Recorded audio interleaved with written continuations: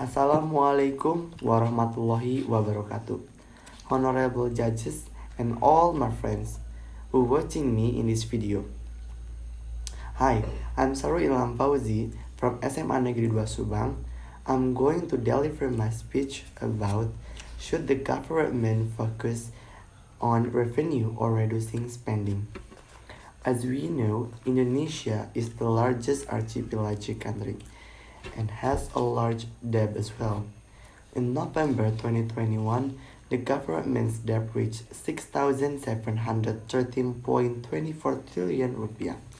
Finance Minister Sri Mulyani explains that the government took the debt because Indonesia needed to boost facilities, provide social assistance fund, pay civil servant salaries, and for handling COVID-19 cases. However, Indonesia's state income during the COVID-19 pandemic has decreased. Can Indonesia still be said to be in the safe condition with this incident?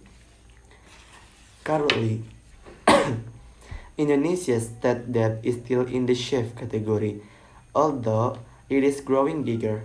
This is because before the COVID-19 pandemic, Indonesia's debt ratio was recorded at 13% of GDP or gross domestic product, which is still included in the lowest category in the world.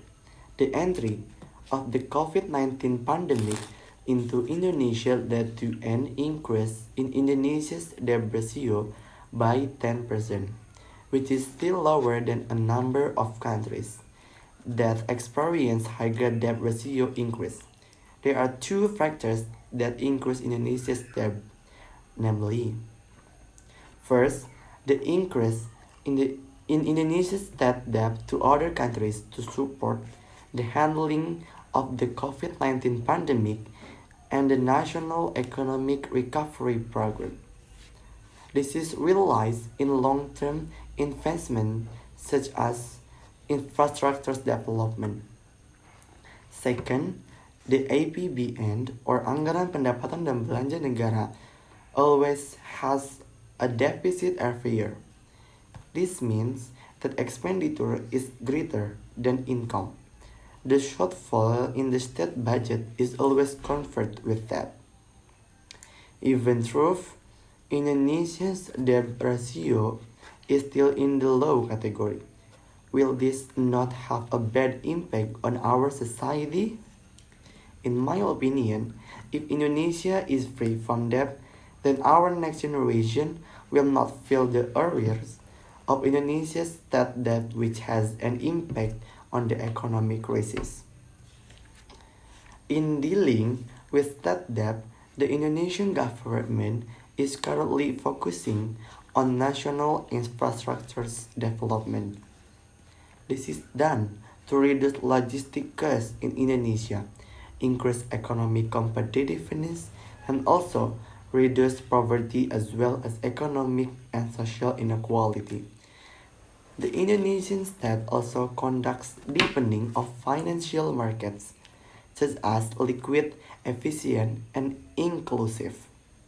In addition, in an effort to reduce the interest expense on debt, increase the efficiency of public spending, and improve the quality of APBN spending.